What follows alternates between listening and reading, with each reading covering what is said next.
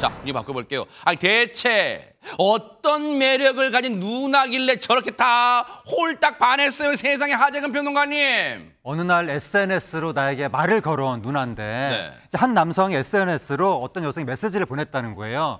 근데 모르는 사람이 메시지 보내면 일단 프로필부터 이제 살펴보잖아요. 네. 프로필을 봤더니 굉장한 미모의 여성이었다고 합니다. 그래서 이제 그 남성이 그 여성하고 이제 대화를 나누는데 여성이 친해지고 싶다 막 이렇게 얘기를 했다는 거예요. 그래서 얘기를 나누다 보니까 그 여성이 한국계 외국인이라는 걸 알게 됐는데 그렇게 메시지로 일상 대화를 나누면서 빠르게 친해졌다고 합니다. 네. 그러면서 서로에게 호감을 갖게 됐다고 합니다. 아니, 근데 요즘 같은 시대에 김묘성 기자님, 물론 또 파워 SNS 세계의 또 파워 또를 자랑하시는 김묘성 기자님인데 요즘 시대에 SNS 통해서 만나고 뭐 그런 게 흠은 아니잖아요. 근데 뭐가 문제라는 걸까요? 네, 그렇죠. 흠은 아닙니다. 그리고 두 사람 모두 호감을 갖고 연락을 주고받았고 또 성인 남녀이기 때문에 그럴 법한데 네. 이게 문제가 아닙니다. 문제는 지금부터 시작인데요. 일주일 정도 지나니까 이 여성이 본색을 드러냅니다.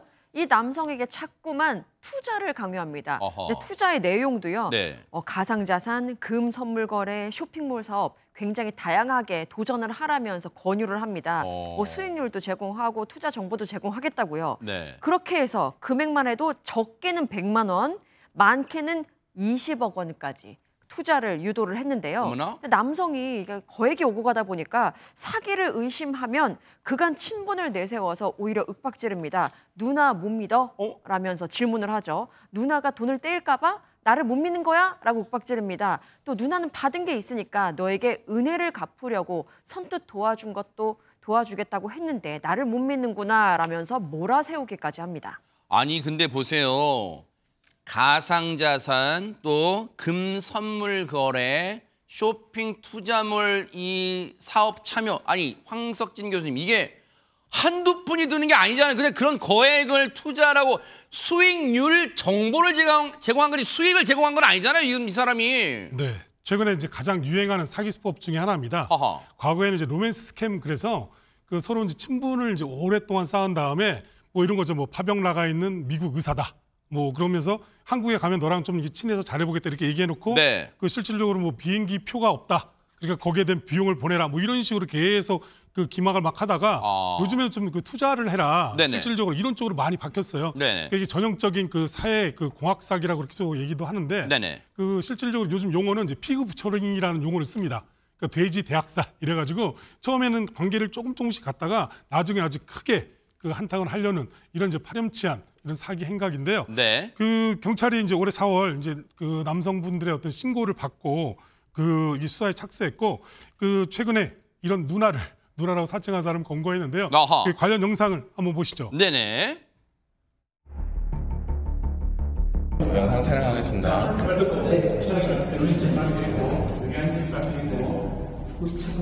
적폐심을 청구하고 있습니다. 괜찮죠? 일한다고 싶어지나? 네. 아니, 근데 지금 손정희 변호사님 엉뚱한 사람 검거한 거 아니야? 아까 굉장히 아름다운 여성 모두가 이제 호감과 느끼는 그런 여성이었는데 뭐 저기 영상 속에는 건장한 뭐 남성인데 뭘 잘못 잡은 거 아니에요? 그러니까요. 누나 못 믿어 이렇게 글을 보낸 사람은 사실은 남성이었다는 거죠. 어머나? 30대 한국 남성들이 이렇게 이제 로맨스 스캠 조직원으로 활동을 했다는 건데요. 이 조직들 일단 한국에서 조직원들을 모집해서 캄보디아 그리고 라오스로 이제 데리고 갑니다. 그리고 SNS를 통해서 이렇게 남성들에게 접근해서 마치 이쁜 누나인 것처럼 속이면서 이 어떤 SNS에 애정을 이제 보냈다라는 것이고요. 근데 걔 중에는 또 정말 여성분 맞냐고 의구심을 가지는 사람이 있을 수 있잖아요. 네. 그럼 또 여성 조직원도 모집을 해서 직접 통화도 시켜줍니다. 어머나. 나 진짜 여자 맞다라는 걸로 안심을 시켰다라는 건데요. 이런 치밀한 수법에 당한 피해자만 84명이 이르고요. 어머나. 20대부터 70대까지 피해자가 굉장히 다양한데 네. 그러니까 올해 1월부터 8개월간 가로챈 돈만 122억 원에 이른다고 하니까 피해 금액도 어마어마한 상황인데 네. 이들 정말 괘씸한 게 지금 보는 사진 폭죽하면서 자축하고 파티하잖아요. 이게 하루 10억 원 이상의 돈을 갈취 그리고 뜯으면 이거 이렇게 파티하는 모습이에요, 이게? 폭죽 아이고. 쏘면서 와 해냈다 아이고. 이렇게 이제 잔치도 벌렸다라고 하는데요. 잘해, 이 현지 호텔, 클럽에서 유흥비로 또 다수 이 피해 금액 탕진한 사실도 확인이 됐습니다. 아니 근데 실제 이게 너무 충격적인 게 최준영 변호사님. 네. 시청자분들은 그런 생각 하실 수도 있어요.